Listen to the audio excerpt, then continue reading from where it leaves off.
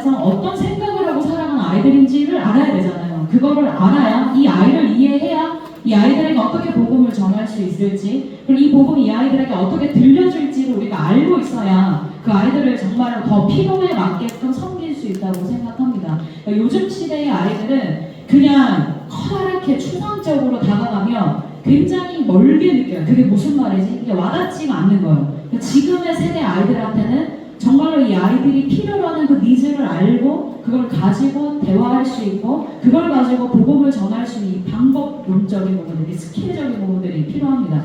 그러려면 저희가 먼저 이 세 가족을 정착하기에 앞서서 지금 다음 세대 아이들이 살아가는 그 문화 환경이 어떤지에 대해서 먼저 좀 거시적으로 알 필요가 있다.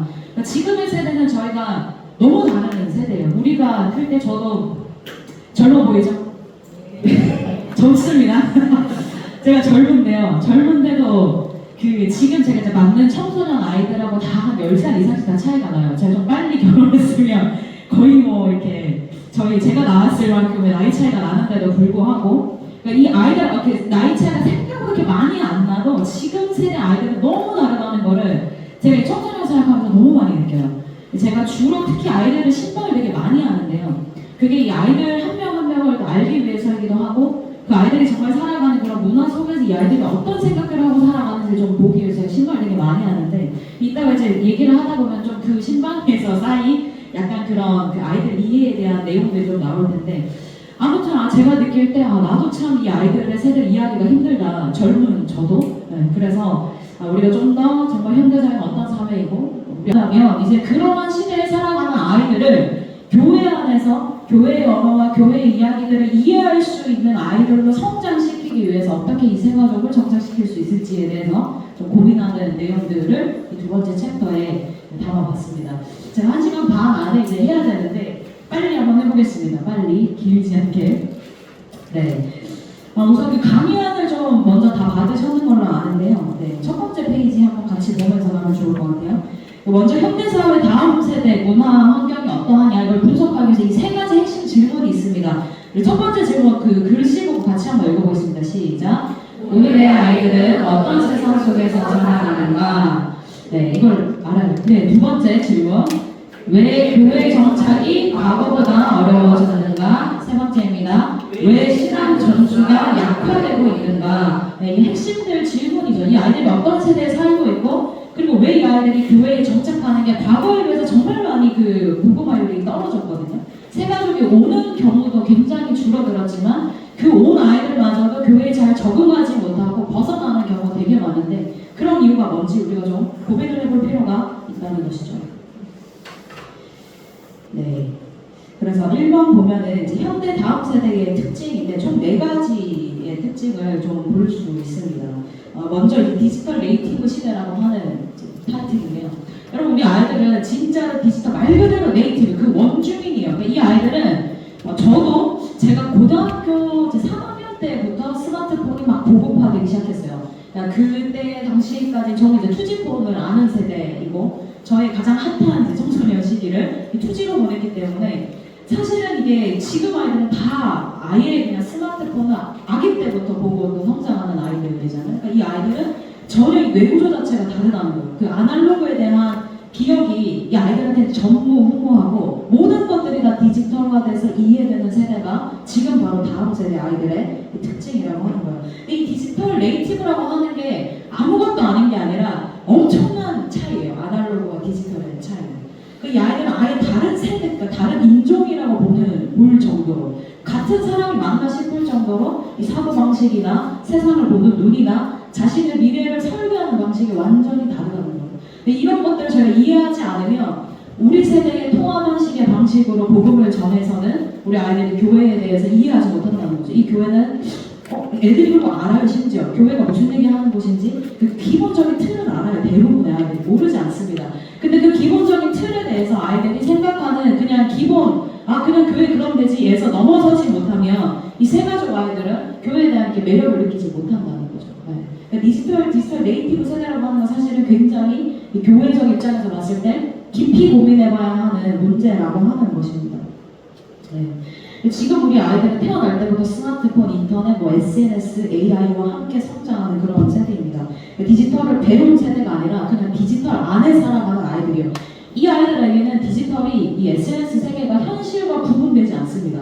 그러니까 오히려 현실보다 이 SNS의 세계가 더 이 아이들에게 실제성이 있는 거예요.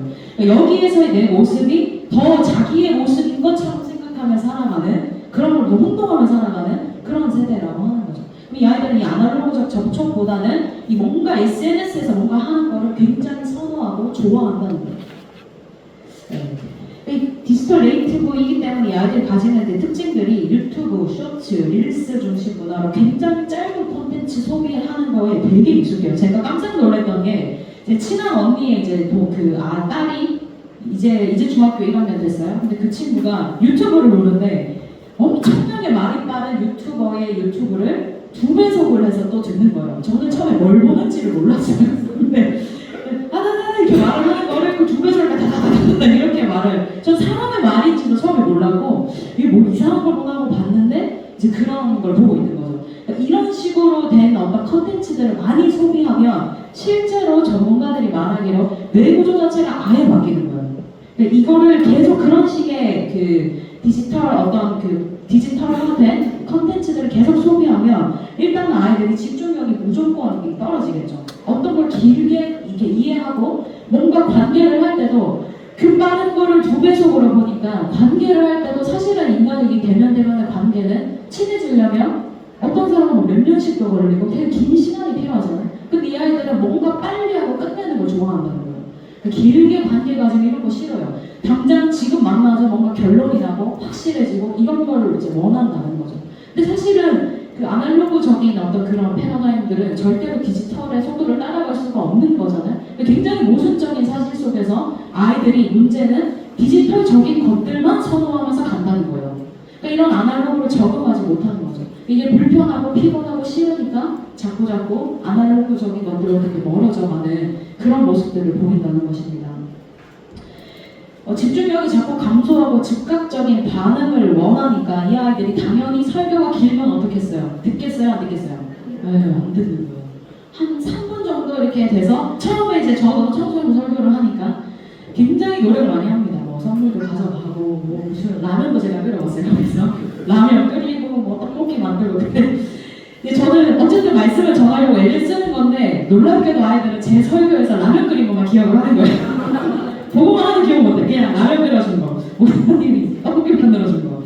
아무튼 뭐 그냥 저 그걸 통해서 하나님의 말씀 흘러간다고 생각을 하는데 아무튼 이 아이들은 굉장히 짧고 그리고 뭔가 이렇게 그 확신한 경험적인 것들. 그러니까 라면 이걸 기억하는 것도 그때 당시 부서실이 이제 저희가 여기서 한 2배 정도 되는 부서실인데 그 라면에서 가득하잖아요. 그러니까 그 냄새를 기억하는 거예요. 그런 것들. 그때 막 목사님 뭔가를 해줬던 어떤 그런 보이는 것들 이런 거에 굉장히 민감하게 반응한다는 거죠. 그러니까 설교가 길어지면 일단 아이들이 힘들어합니다. 그리고 성경 읽는 거 굉장히 힘들어요. 성경 읽기가 힘들면 당연히 묵상이 깊어질 수 있을까요? 없을까요? 없는 거예요. 근데 문제는 이거를 훈련을 시키긴 해야 하는데 이 훈련을 시킬 때 과거의 아날로그에 잘 이렇게 적응되어 있는 세대들보다 훨씬 오래 걸리고 훨씬 어렵다는 거예요. 이 디지털 세대 아이들은. 또 어떤 특징이 있냐면 이미지 중심의 사고가 강화되고 독서하는 거 굉장히 힘들어하죠. 책 못 읽습니다. 아이들이 거의 뭐 책에 대해서 참 공부 잘하는 애들도 제가 불러서 물어보면 책을 아는 게 별로 없어요. 그냥 이제 자기가 수능 공부하려고 배웠던 거 들었던 거 그 정도 알고 있지 책 좋아하는 애들 점점 줄고요. 뭐 옛날에도 그랬지만 아이들은 그저 그냥 내가 원하는 대학만 가면 되는 거예요. 내가 어떤 인간이 되고 어떤 사람이 되고 이런 걸로 관심이 없습니다. 그냥 돈 많이 벌고 뭐 내가 즐겁게 사는 거 이게 지금 아이들에게는 너무나도 그 명확한 삶의 방향성이라는 거예요. 왜냐하면 이들이 보는 디지털 내에서 보는 SNS를 통해서 소비하는 대부분의 컨텐츠들이 그런 식이거든요.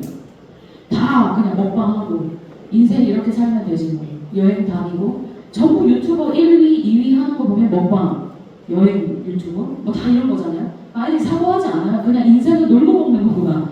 이런 식의 생각들이 디지털 네이티브 세대들에게 너무 명확한 삶의 방향이라고 하는 것입니다. 근데 문제는 이 아이들이 실제로 그 연구 결과에 나왔어요. 원래는 이제 다음 세대로 넘어가면 보통은 지능이 조금씩 향상이 된대요.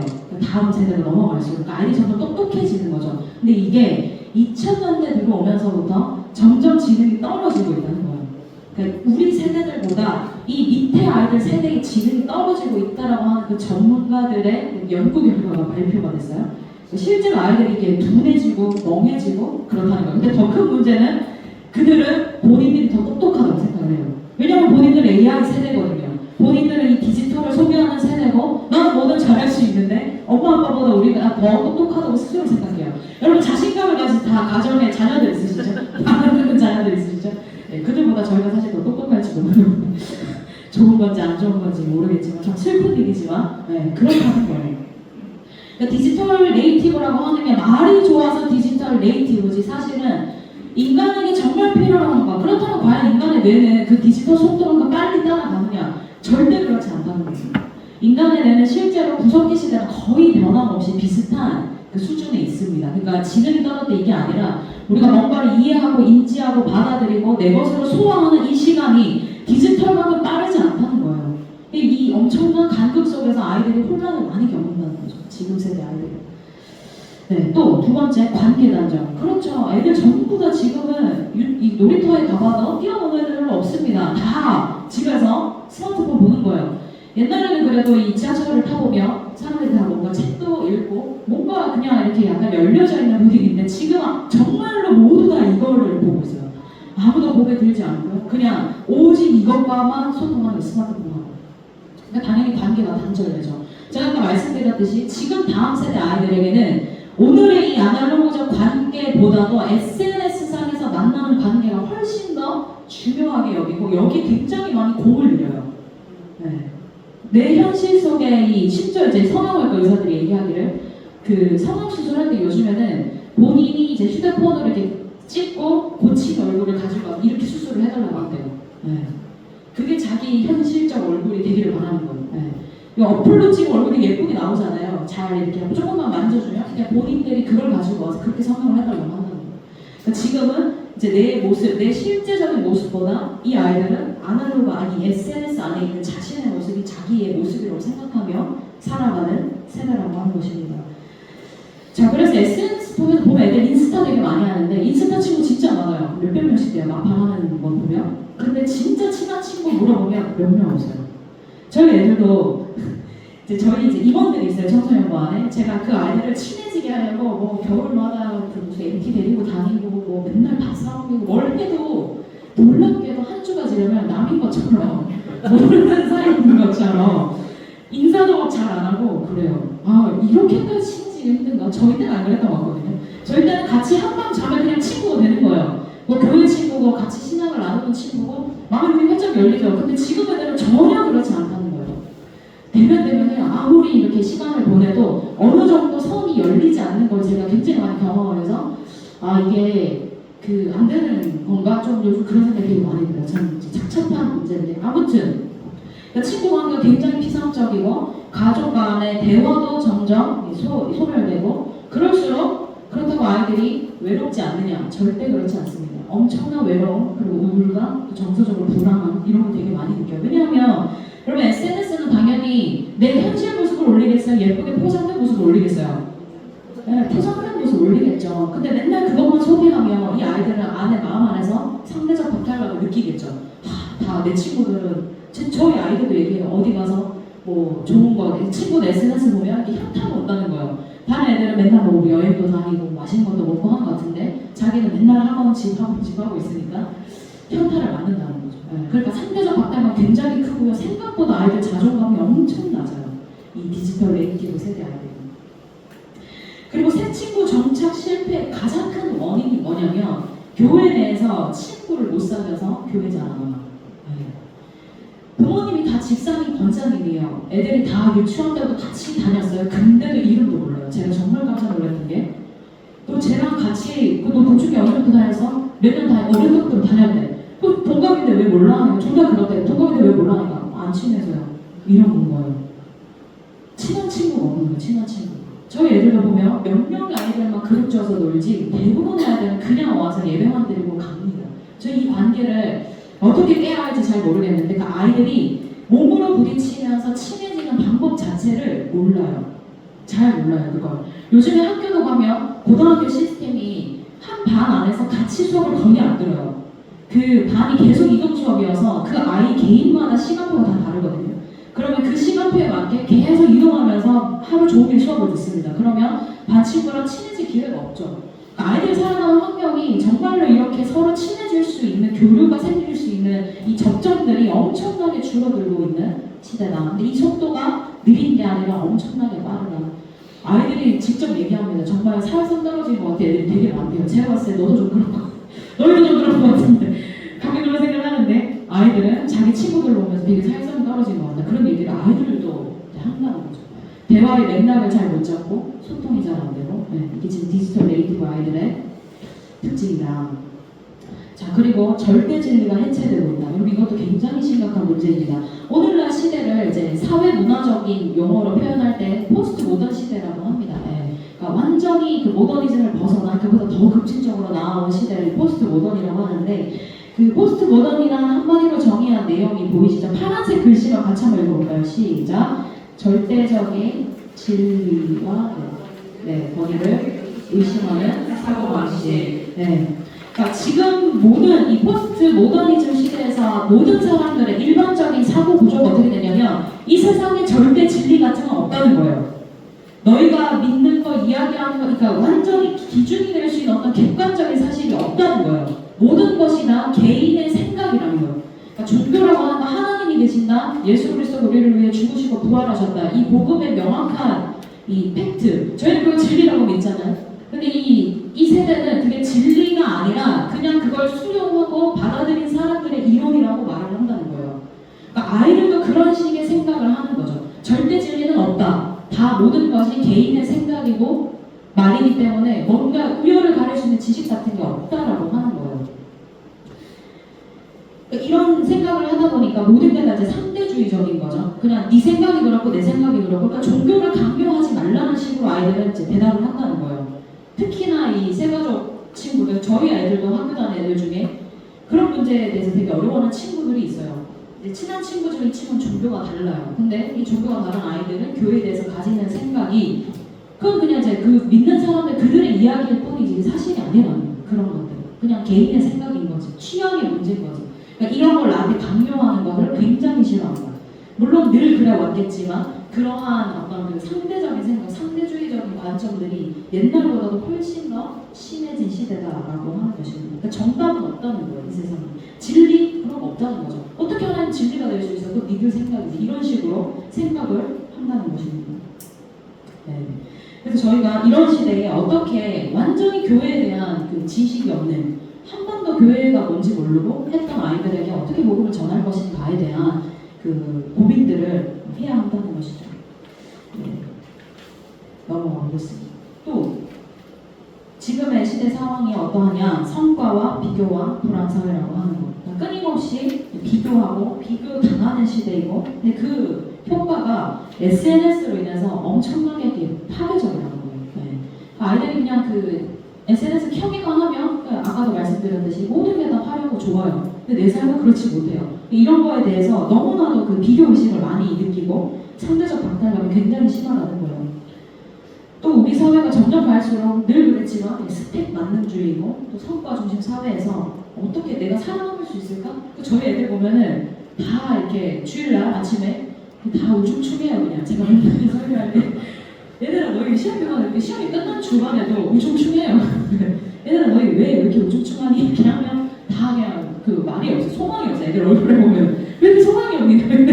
마음이 아픈데, 그래서 제가 이제 라면도 끓이고 하지만 그런 걸 별로 위로가 안 되는지 그렇게 깊은 마음에 이렇게 슬픔을 늘 느끼는 아이들이다. 근데 그게 정말 안타까운 거죠. 사실은 가장 빛나고 정말 그냥 가만히 있어도 너무 예쁘고 아름다운 아이들이 그런 자신의 가치를 느끼지 못하고 SNS의 어떤 그 현실 속에서, 사회 분위기 속에서 정말로 그 시들어가는 모습들을 볼 때 참 마음이 아프죠. 또 그러다 보니까 항상 이제 자기 가치에 대해서 의심을 해요. 내가 정말 괜찮은 사람인가? 나는 잘 살 수 있는 사람인가? 이런 것들. 그리고 아이들이 실패를 수용하지 못해요. 요즘에 그 굉장히 핫한 유튜브 중에 혹시 하디슈즈라고 이수지 씨가 하는 유튜브 혹시 보신 적 있나요?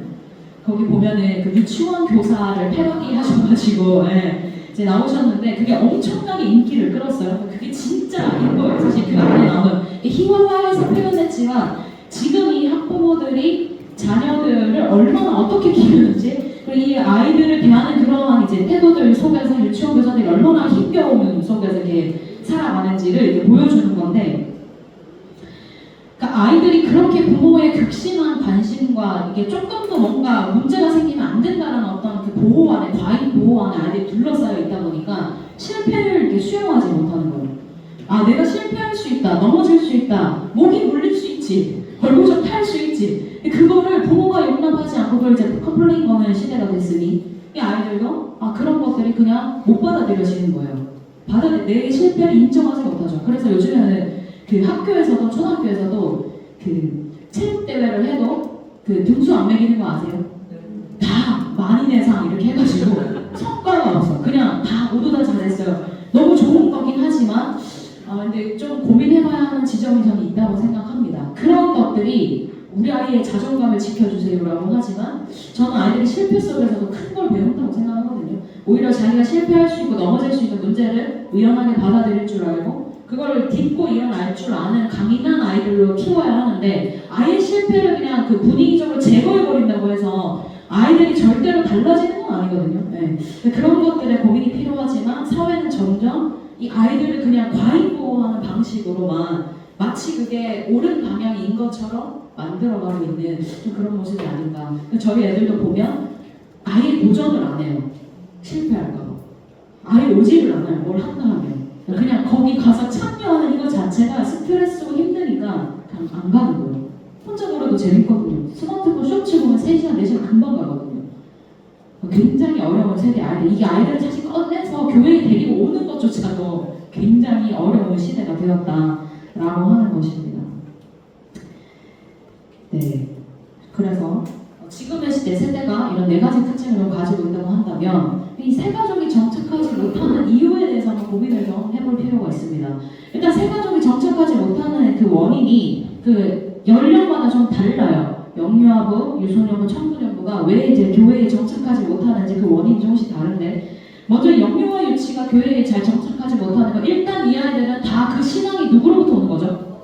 네, 부모님이에요, 부모님. 그러니까 이 아이들은 그냥 의지가 없어요. 부모가 가면 가는 거고 부모님이 안 가면 안 가는 거예요. 그러니까 이 세대 아이들에게 가장 이 세대의 새 친구를 정착시키려면 누구를 타겟팅해야 될까요?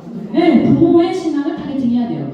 그러니까 이때 이제 영유아 아이들이 대부분 교회를 못 가는 건 젊은 뭐 특히 영유아 유치 세대는 거의 이제 제 친구 또래의 부모님들이 아마 많으시겠죠. 근데 제 친구 또래의 부모님들이 왜 제 친구들이 그러는지 모르겠어요.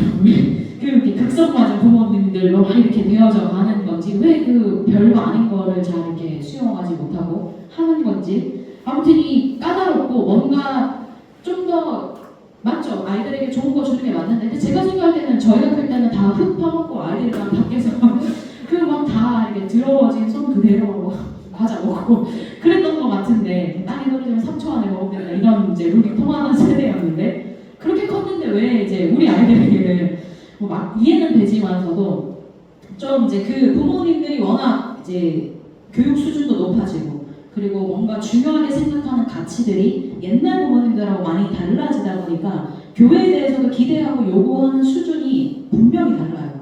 그러니까 옛날 세대의 이제 교회에서 하던 그런 정도의 어떤 그 예배나 이런 프로그램으로는 젊은 세대 부부들의 마음에 메리트가 없는 거죠. 특히 저희 교회 안에도 이제 새로 오시는 젊은 부부들 보면 대부분이 이 교회를 선택하는 이유가 교회학교 때문이거든요. 그러니까 교회학교 시스템이 잘 되어 있는지 되어 있지 않는지, 이게 이 부모들에게 굉장히 중요한 선택의 이유가 되는 거예요. 네.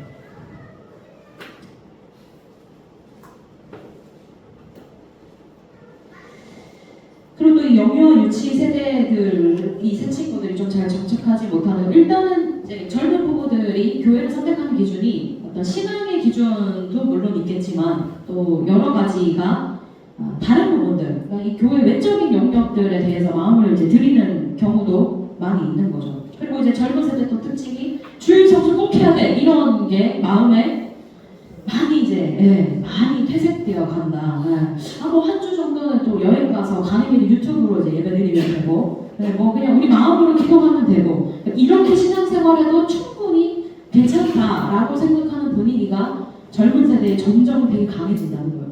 아래로 갈수록. 그래서 저희 교회는 남성교회, 여성교회 같은 예전에 정말 크고 핫한 이 부서들이 거의 소멸 위기에 처해 있는. 왜냐하면 헌신하는 사람이 없으니까. 젊은 세대로 갈수록 교회의 헌신도는 옛날 우리 권사님들 하시던 헌신하고 완전히 달라요. 항상 이제 위에 권사님들은 그 이제 젊은 이제 막 권사님 되신 권사님들 보면 답답해 하시는 거죠. 왜? 우리 때는 부엌 봉사 이런 거 다 너무 당연한 건데 내려갈수록 이제 그런 거 너무 싫어하고 너무 하기 싫어하고 교회는 그냥 가서 예배만 드리고 가고 싶은 거 헌신하지 않습니다. 이 지금 젊은 세대들의 특징이라는 거예요.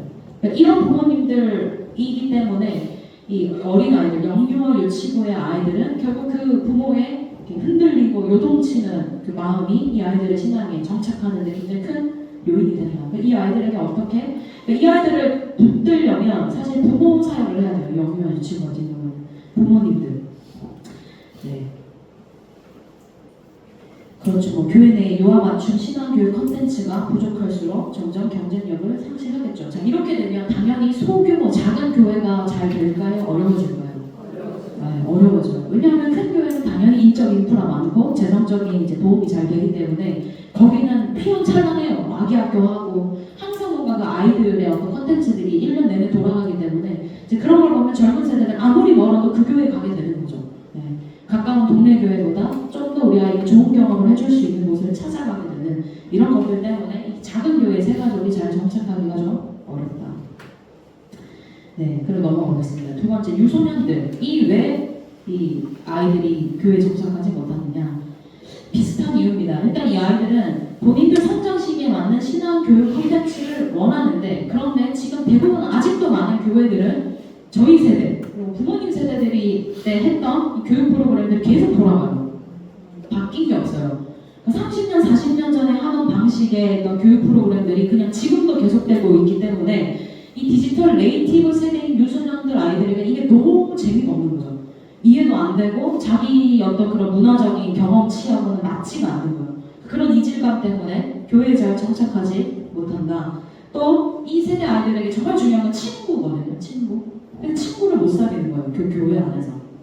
뭔가 아이들이 교회 안에 있는 아이들도 새로운 친구들한테 환대하지 않아요. 너 새로 왔구나 이렇게 친하게 쉽게 잘 안 달아가는 거죠.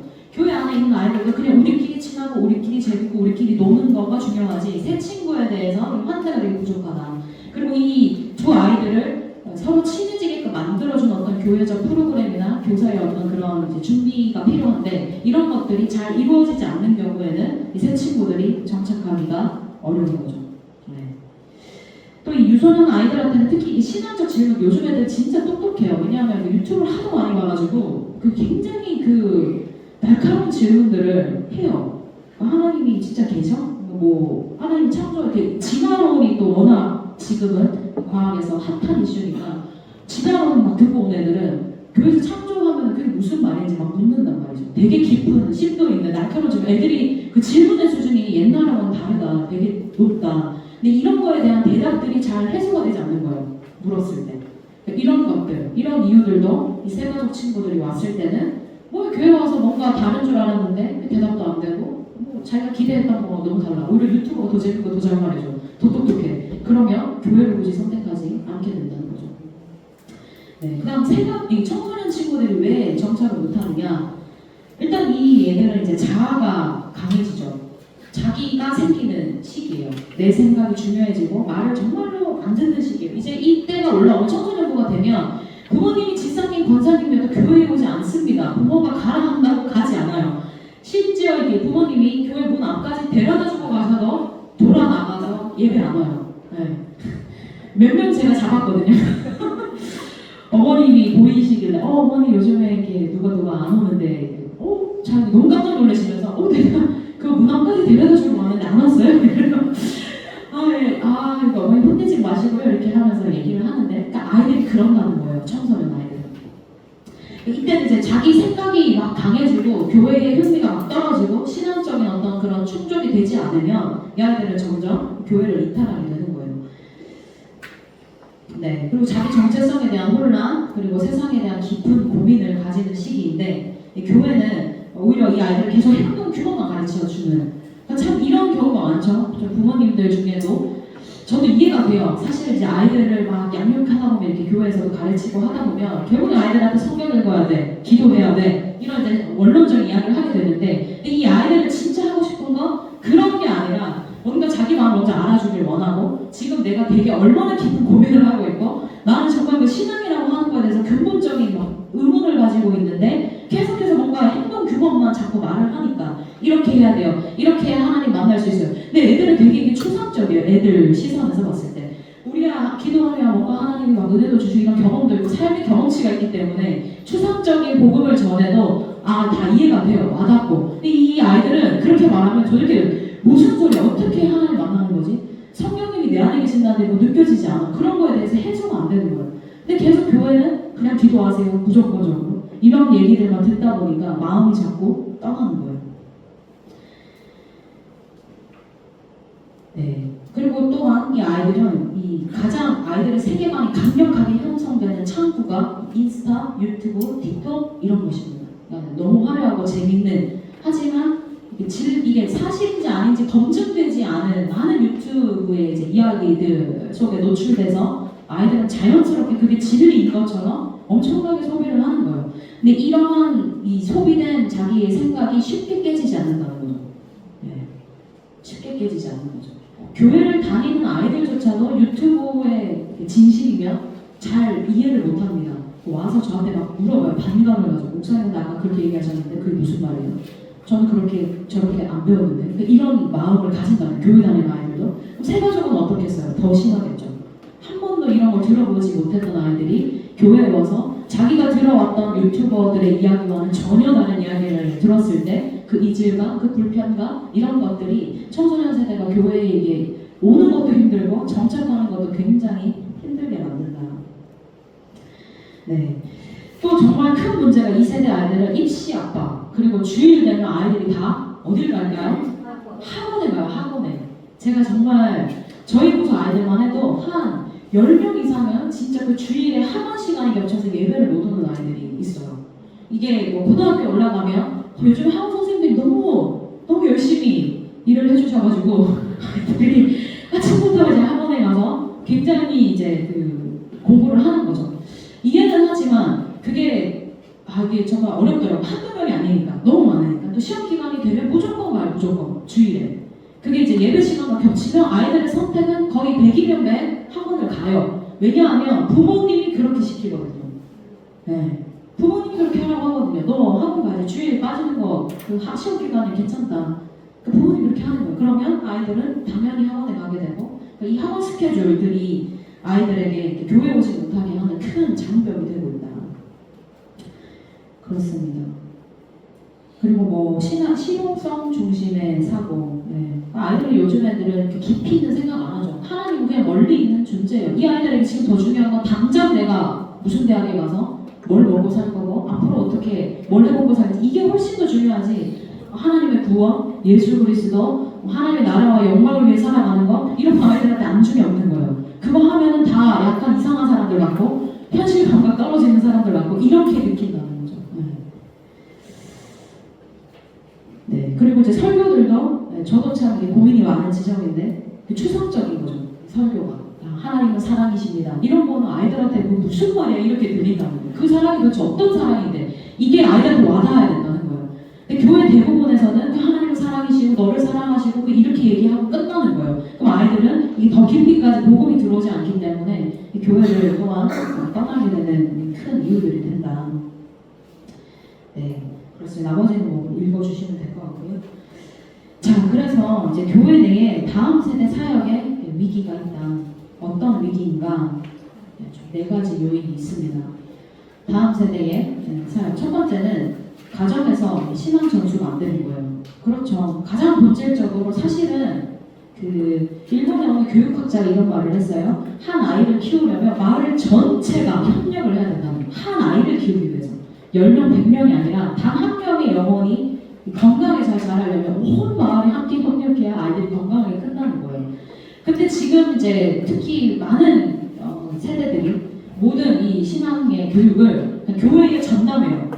교회 교역자가 해주고 교회 선생님들이 해주길 바래요. 그런데 사실 아이들이 절대적으로 일주일 동안 많이 있는 시간은 가정이에요. 가정. 근데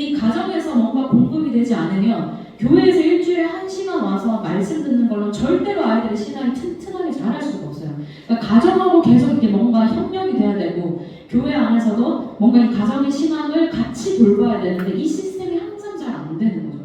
그러니까 가정으로부터 어떤 공급이 되지 않기 때문에 다음 세대 아이들에게 신앙이 잘 전수되지 않고 그 신앙이 굉장히 가볍고 얕아지고 있다. 네. 부모님이 복음을 잘 모르는 경우가 많고 이제는 가정에서 가정예배 드리는 가정이 많지가 않습니다. 또 가정에서 대화의 주제들이 신앙 아닌 경우 너무 많죠. 사실은 저희 교회에 다음 세대 아이들의 거의 한 90% 이상은 다 부모님들이 신앙생활을 다 하시는 분들이에요. 근데 이 아이들이 대화, 제가 이제 신방을 다녀보면 아이들이 하는 말이나 이야기들을 봤을 때 가정 안에서 어떤 그런 신앙적인 공급이 잘 되지 않고 있는 경우가 많구나를 느낄 때가 되게 많아요. 그런 걸 봤을 때 이게 뭔가 가정 안에서 그런 의식이 별로 없는 거죠. 우리 가정 안에서 말씀을 세우고 우리 아이들을 정말 신앙으로 양육해야 된다라고 하는 이 깊은 마음을 가지고 양육하는 부모 세대가 자꾸 사라져가고 있다. 네, 또 부모가 자녀의 신앙 성장보다 학교 성적에 훨씬 더 많은 이제 마음을 두고 있기 때문에 아이들 또한 그걸 느껴요. 아이들이 너무 잘 알아요. 부모님의 마음을. 부모님들이 이 성적에 얼마나 큰 마음을 두고 있는지 그걸 아이들이 너무 잘 알아요. 그러니까 아이들의 삶 속에서도 신앙이 별로 중요하지 않아요. 그게 별로 나에게 큰 뭔가 의미 있는 일이 아닌 거. 지금 당장 내가 성적 올리는 게 더 중요한 거죠. 네.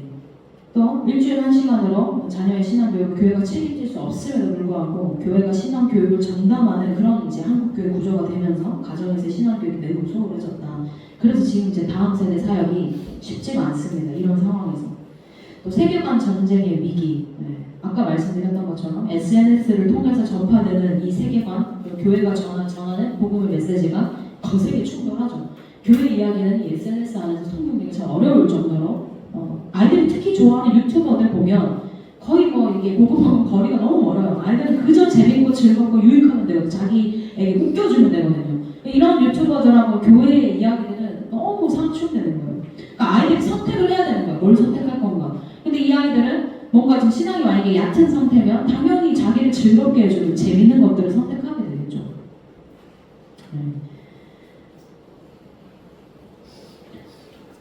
절대 진리를 거부하고 과학주의를 맹신하는 거예요. 이것도 참 큰 문제입니다. 특히 우리 이렇게 신앙이 전혀 없는 친구들에게 가장 절대 진리처럼 여겨지는 건 과학이 하는 얘기예요. 과학이 말하는 거는 다 오류가 없다고 생각해요, 아이들은. 근데 정말 미안하지만 과학의 역사를 보면 과학은 항상 잘못된 이론을 수정 보완하면서 온 게 과학의 역사거든요. 한 번도 과학은 정말로 오류 없는 절대 진리를 가지고 있었던 적이 없어요. 네. 늘 잘못됐어요. 옛날에 아주 옛날에 고대는 천동서 하늘이 돈다고 했잖아요. 근데 그것부터 일단 틀려 먹은 거죠. 원래 지구가 도는 거잖아요. 그러니까 과학은 늘 이렇게 진리처럼 여겨졌지만 시대가 지나면 이게 오류였다는 게 발견되고 이게 수정되는 역사를 반복해 왔는데 요즘 세대 아이들은 과학이 절대 진리라고 생각한다는 거예요. 오류가 없다고 아예 그렇게 생각을 안 해요. 그러니까 과학이 말하면 다 오케이. 그러니까 이 과학이 하나님을 증명하지 못하잖아요. 그럼 하나님 없다는 거예요. 그게 아이들에게 명확한 그 세계관이라는 거죠. 지금 이 일반적인 신앙이 없는 친구들에게 정말 세계관 전쟁의 위기입니다. 네, 또 종교를 미신으로 치부하고 굉장히 열등한 것으로 간주하는 분위기가 사회에 많이 있잖아요. 예수 믿는 사람들 마치 심신미약한 사람들인 것처럼 하나님 믿는 거 네가 무능하고 네가 능력 없고 실력 없으니까 뭔가 그런 거에 의존해서 버티려고 하는 거다. 이런 식의 이제 이야기들을 하기 때문에 특히 이 문화에 민감하고 사람들의 의식을 많이 하는 우리 어린 아이들 세대들은 선택 안 하죠. 저희 애들도 가서 교회 다닌다는 걸 잘 못해요. 너무 핍박이 있어요. 교회를 다녀? 그런 거 왜 믿어? 이런 식이니까 아이들이 나 교회 다녀 이런 거 오픈하기 너무 어렵다는 거예요. 또 어떤 위기가 있냐? 관계 단절의 위기. 다 디지털 네이티브 세대가 가질 수밖에 없는 그냥 필연적인 그 위기들입니다. 아이들은 SNS 친구 많아도 진짜 마음을 나눈 친구 별로 없는 거예요. 너무 외로운 거예요, 우리 애들이. 제 친한 언니 중에 이제 고등학교 선생님이 있어요. 근데 그 선생님한테 제가 물어봤어요. 제가 청소년 애들을 신방을 한참 다닐 때는 정말 거의 매일 한 명씩은 만났던 것 같아요. 근데 그렇게 막 만나는데 어느 순간 내가 이렇게까지 하는 게 맞나 이런 생각이 되게 드는 거예요. 아이들 신방을 하려면 일단은 무조건 걔들이 학원 마치고 학교 마치고 이 시간에 그냥 계속 따라가야 돼요. 그럼 그 시간이 밤 10시가 문제가 되기도 하고 그때도 정말 가서 실망을 하는 거예요. 근데 내가 이렇게까지 하는 게 맞나 이런 고민이 좀 들어서 그리고 그렇게 해도 아이들이 별로 변하는 것 같지 않아서 고등학교 그 선생님한테 뭐 물어봤어요. 친한 언니한테 내가 이렇게까지 하는 게 맞는지 모르겠다. 아이들한테 정말 이렇게 필요한 건지도 모르겠다 했더니 그 언니가 하는 말이 자기가 이렇게 오랫동안 고등학교에서 애들을 가르쳤는데 애들 그 세대 애들은 정말 외롭다는 거예요. 엄청 외롭다는 거예요. 그 우리가 생각하는 것보다 훨씬 외롭고 고독하고 슬픔이 많고 혼자 있는 그런 친구들이니까 정말 아낌없이 사랑을 주라는 거예요. 아낌없이 할 수 있는 거 다 해서 너무 많이 줘도 부족한 아이들이기 때문에 많이 주라는 거예요. 그런 걸 느끼면서 지금 세대 아이들이 정말 힘든 세대의 아이들이구나. 우리가 생각했던 것보다 훨씬 더 아이들은 어려운 세대구나. 이 폰포비아라고 그 용어가 있어요. 전화 못 받아요, 애들이. 이게 두려워서. 뭔가 누군가랑 카톡을 넘어서서, 문자를 넘어서서 실시간으로 이 대화를 하는 걸 약간 두려워요, 아이들이. 전화 못 걸고, 누구한테 전화 좀 해봐 하면 목사님이 하시면 안 돼요. 이래요. 친구한테 전화하는 거. 생각보다 훨씬 우리 아이들은 이 관계 단절의 위기 속에 살아가고 있다. 그러니까 이 아이들의 마음을 보고 어떻게 열어줄 것인가에 대해서 많이 고민을 해야 합니다. 네. 또 이 프로그램 행사 중심의 부서 운영 방법이 오히려 이 피상적인 관계를 만들고 아이들에게 굉장히 관계적인 피로감만 높일 수 있다. 저희도 그 교회에서도 여러 교회 학교 행사들을 많이 해요. 뭐 달란트 잔치도 하고 친구 초청 잔치도 하고 뭐 야외 예배도 드리고 하는데 그거를 아이들이 되게 좋아할 것 같잖아요. 한 번씩 하면 좋아요. 근데 이걸 가지고 만약에 다음 세대 아이들을 살리려고 한다? 그러면 저는 별로 메리트가 없다고 생각합니다. 왜냐하면 아이들은 생각보다 그런 프로그램 때문이 아니라 진짜로 나를 이제 사랑하고 하나님의 사랑을 가지고 나를 케어하고 관심을 가져주는 거에 오히려 반응하지 이런 뭔가 왁자지껄한 프로그램을 만들어준다고 해서 반응하는 세대들이 아니더라는 거예요. 한 명 제가 멘토들을 신방을 하는 것도 그 아이를 커스텀하는 거예요. 너 한 사람을 위해서 내가 지금 시간을 들이고 마음을 들이고 너를 보고 있다를 사인을 주는 거예요. 근데 그게 아이들에게 언젠가는 움직이게 한다는 거죠. 네. 반드시 살아나요. 아이들이 그런 관심을 줄 때. 네. 뭐 그렇습니다. 한번 또 넘어가면 네 번째 교사와 사역자의 도전. 네. 다음 세대 살기 왜 어렵냐? 이거 정말로 그렇죠. 혹시 각 교회마다 다 이제 교회 학교들이 있으실 텐데 교사가 충분한 교회 있으신가요? 교사가 차고 넘쳐서 정말 할렐루야 하는 그런 교회 있으신가요? 네. 항상 매년 고민이 이제 저도 사역을 하지만 늘 고민이 내년에 교사 어떡하지? 네. 1년 지나고 이제 연말이 되면 다 연락이 오면 전화를 안 받아요. 왜 연락 오셨을까? 선생님이 전화를 안 받게 돼요. 일단 무슨 말을 할지가 이제 두렵기 때문에. 왜 그럴까요? 이게 교회 학교 점점 헌신하는 교사 선생님들이 너무 마음이 아프지만 줄어들고 있다는 거예요.